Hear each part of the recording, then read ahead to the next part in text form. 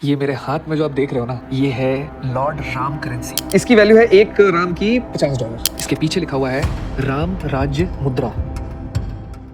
दोस्तों, social media पर एक खबर धमाके की तरह फैल रही है। एक इस्लामिक देश ने राम लिखे हुए नोट जारी कर दिए और पूरा इस्लामी जगत भड़क उठा। लेकिन क्या सच में किसी मुस्लिम देश में राम की तस्वीर वाले नोट चल रहे हैं? क्या यह किसी देश की ऑफिशियल करेंसी है या फिर यह पूरा मामला कुछ और ही कहानी सुना रहा है?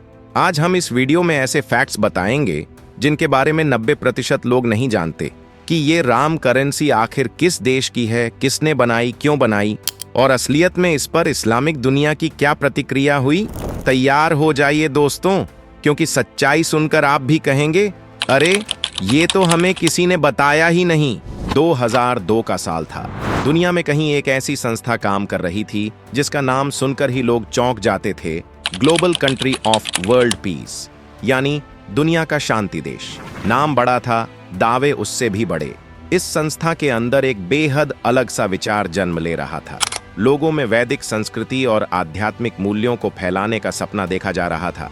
एक दिन संगठन के अंदर बैठे कुछ लोगों ने एक अजीब सा प्रस्ताव रखा, क्यों ना हम एक अपनी खुद की करेंसी बनाएं?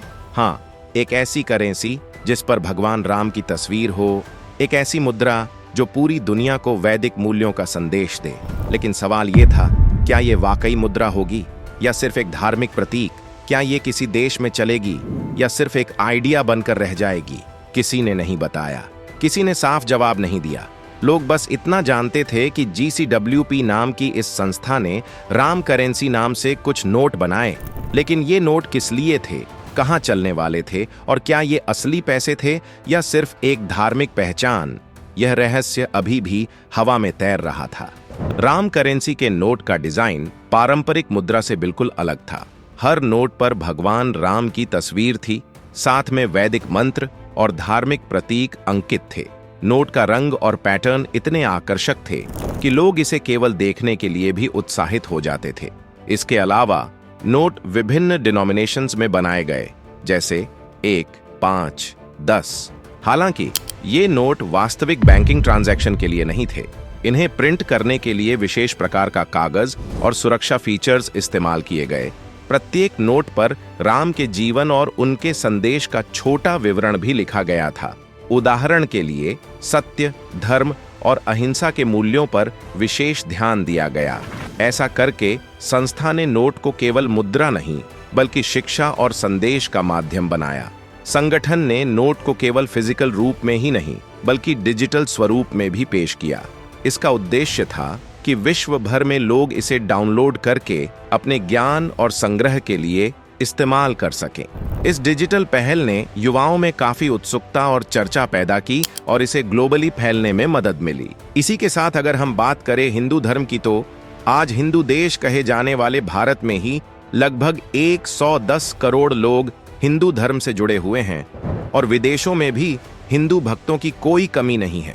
हरे कृष्णा कृष्णा कृष्णा हरे हरे जैसी धुनें दुनिया के कोने कोने में सुनाई देती हैं।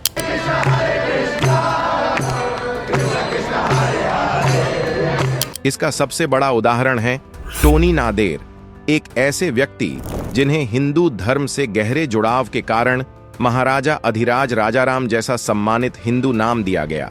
आज उनकी पहचान एक सच्चे राम भक्त की है, जो न केवल भगवान श्री राम के प्रति आस्था रखते हैं बल्कि उनके जीवन उपदेशों को अपना मार्गदर्शक मानकर जीवन जीते हैं। टोनी नादेर लेबनान जैसे मुस्लिम बहुल देश से आते हैं, जहां 60 से 70% आबादी मुस्लिम और 30 से 40% आबादी ईसाई धर्म मानने वाली है। हिंदुओं की संख्या वहां लगभग ना के बराबर है, लेकिन ईसाईयत और इस्लाम से भरे माहौल के बीच भी उनके मन में सनातन की ज्योत जली और वे पूरी निष्ठा से हिंदू धर्म का अनुसरण करने लगे। राम भक्त होने के साथ साथ टोनी एक लेबनानी न्यूरोसाइंटिस्ट, रिसर्चर और ट्रांसेंडेंटल मेडिटेशन मूवमेंट के ग्लोबल लीडर हैं। उनके पास इंटरनल मेडिसिन में मेडिकल डिग्री है। उन्होंने हार्वर्ड मेडिकल स्कूल के एक टीचिंग हॉस्पिटल में क्लिनिकल और रिसर्च फेलो के रूप में काम किया है और MIT से PhD भी हासिल की है।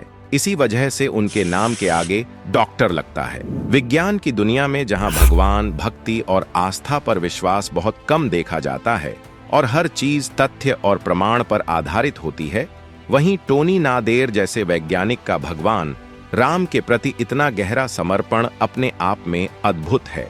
टोनी कहते हैं, जब भगवान की कृपा बरसती है तो रंक भी राजा बन जाता है। उनके जीवन में भी ठीक ऐसा ही हुआ।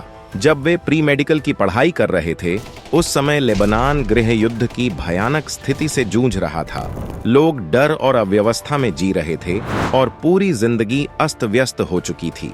लेबनान के गृह युद्ध में आर्थिक स्थिति पूरी तरह चरमरा चुकी थी। लोगों का शारीरिक ही नहीं बल्कि मानसिक स्वास्थ्य भी बुरी तरह प्रभावित हो रहा था। टोनी नादेर भी इसी माहौल में डिप्रेशन से घिर गए थे। इस मानसिक परेशानी से बाहर निकलने के लिए उन्होंने ट्रांसेंडेंटल मेडिटेशन TAM की राह अपनाई, जो हिंदू धर्म और भारतीय संस्कृति का प्राचीन, शक्तिशाली और अटूट हिस्सा है। इस ध्यान तकनीक से जहां मन को शांति मिलती है, वहीं शरीर भी स्वस्थ और संतुलित रहता है। धीरे धीरे TM ने टोनी की जिंदगी में गहरा सकारात्मक बदलाव लाना शुरू किया और यहीं से उनकी वैदिक ज्ञान में रुचि तेजी से बढ़ने लगी। मानव जीवन, मन, शरीर और चेतना को समझने की इच्छा ने उन्हें सीधे महर्षि महेश योगी के पास पहुंचा दिया, जिन्हें दुनिया एक महान तपस्वी, विद्वान और सच्चे हिंदू अनुयायी के रूप में जानती है। महर्षि का वास्तविक नाम महेश प्रसाद वर्मा था। उन्होंने फिजिक्स में उच्च शिक्षा लेने के बाद शंकराचार्य ब्रह्मानंद सरस्वती से दीक्षा ली और फिर हिंदू धर्म के प्रचार प्रसार को ही अपना संपूर्ण जीवन समर्पित कर दिया। उनके गहन आध्यात्मिक ज्ञान के कारण वे देश विदेश में अत्यंत प्रतिष्ठित हुए और बड़े बड़े नेता, कलाकार और प्रसिद्ध व्यक्ति उनके भक्त बने। भारत की पहली महिला प्रधानमंत्री इंदिरा गांधी भी उनकी शिष्या रही थीं। वहीं 1960 के दशक में अमेरिका का मशहूर रॉक बैंड द बीटल्स भी उनके आश्रम पहुंचा और इतना प्रभावित हुआ कि वे भी महर्षि के शिष्य बन गए। दीपक चोपड़ा से लेकर श्री श्री रविशंकर जैसे आध्यात्मिक गुरु भी उनकी शिष्य परंपरा का हिस्सा रहे। आज भी दुनिया भर में लगभग 60 लाख से अधिक लोग महर्षि योगी के सिद्धांतों को अपनाते हैं और टोनी नादेर इन्हीं में से एक प्रमुख नाम है। वे खुलेआम कहते हैं कि वे महर्षि महेश योगी के परम भक्त और उनके सिद्धांतों के आजीवन अनुयायी हैं और वही शिक्षाएं उनके जीवन का मार्ग बन चुकी हैं। टोनी नादेर के हिंदू धर्म के प्रति गहरे लगाव को देखते हुए महर्षि महेश योगी ने उन्हें एक विशेष हिंदू नाम भी प्रदान किया था। वर्ष 2000 में आयोजित 4 दिवसीय वैदिक समारोह के दौरान महर्षि ने टोनी को महाराजा, महान राजा, अधिराज राजा राम के रूप में सम्मानित किया और उन्हें विश्व शांति के ग्लोबल एडमिनिस्ट्रेशन की जिम्मेदारी सौंपी। वर्ष 2008 में वे महर्षि के आधिकारिक उत्तराधिकारी बने। इसके बाद टोनी पूरी निष्ठा और समर्पण के साथ सनातन धर्म के प्रचार प्रसार में जुट गए। उनके इस परिवर्तन और समर्पित आचरण को देखते हुए लोग उन्हें कई नामों से बुलाने लगे, जैसे विश्व प्रशासक राजा राम, आदि राम और राजा नादेर राम।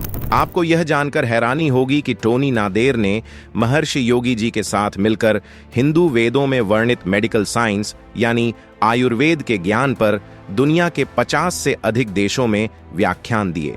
वे स्वयं भी हिंदू परंपराओं का पालन करते हैं और दुनिया को भी सनातन परंपराओं, उपासना विधियों, धर्म ग्रंथों और वैदिक उपचार पद्धतियों से परिचित कराने में लगे हैं, ताकि सनातन की पहुंच विश्व भर में और व्यापक हो सके। टोनी नादेर ने न केवल विचारों से बल्कि मुद्रा यानी करेंसी के माध्यम से भी भगवान श्री राम का संदेश दुनिया तक पहुंचाने की कोशिश की। वे नीदरलैंड में श्री राम की विशेष मुद्रा राम करेंसी के भी प्रमुख नेतृत्व करता है। इस करेंसी पर श्री राम की मनमोहक छवि छपी होती है और इसे global country of world peace GCWP द्वारा जारी किया जाता है, जिसके संस्थापक स्वयं महर्षि योगी थे। विदेशों में भगवान राम के वर्चस्व और सम्मान को बढ़ावा देने के उद्देश्य से ही इस करेंसी की शुरुआत की गई थी। पहली बार यह मुद्रा 2002 में जारी की गई और आज भी नीदरलैंड के लगभग 30 शहरों और गांवों में प्रचलित है। इसके अलावा अमेरिका के कुछ शहर भी राम करेंसी को मान्यता देते हैं। डॉक्टर टोनी नादेर न केवल राम करेंसी का नेतृत्व कर रहे हैं, बल्कि महर्षि इंटरनेशनल यूनिवर्सिटी के प्रेसिडेंट भी हैं। इस यूनिवर्सिटी की स्थापना महर्षि योगी ने की थी और बाद में इसका संचालन टोनी को सौंपा गया। यह यूनिवर्सिटी दुनिया की अन्य संस्थाओं से बिल्कुल अलग है, क्योंकि यहाँ आधुनिक शिक्षा के साथ साथ अध्यात्म, हिंदू पुराण, वेद और वैदिक साहित्य का गहन अध्ययन भी कराया जाता है। हर साल लाखों छात्र यहाँ दाखिला लेते हैं ताकि वे हिंदू धर्म की गहराइयों, उसके दर्शन और वैदिक सिद्धांतों को समझ सकें। इस तरह यह संस्था दुनिया भर में सनातन संस्कृति के प्रसार में महत्वपूर्ण भूमिका निभा रही है। टोनी नादेर ने रामायण इन ह्यूमन साइकोलॉजी नाम की प्रसिद्ध पुस्तक भी लिखी है, जिसे उन्होंने वर्ष 2011 में प्रकाशित किया। इस किताब में उन्होंने वाल्मीकि रामायण को मानव मनोविज्ञान की संरचना से जोड़ने का अद्भुत प्रयास किया है। यह उनकी पहली पुस्तक नहीं है। इससे पहले 1994 में उन्होंने ह्यूमन फिजियोलॉजी शीर्षक से एक और पुस्तक लिखी थी, जिसे उन्होंने पूरी तरह वेद, पुराण और वैदिक दर्शन पर आधारित रखा था। आप टोनी नादेर के बारे में क्या सोचते हैं? क्या आप इनके बारे में पहले से जानते थे? कमेंट में अपनी राय जरूर बताइए। अगर आपको यह वीडियो पसंद आया हो तो लाइक और शेयर जरूर करें और हमारे चैनल को सब्सक्राइब करना न भूलें, ताकि आप ऐसे ही रोचक और जानकारीपूर्ण वीडियोस देखते रहें। देशभक्ति के इस संदेश को फैलाते हुए जय हिंद।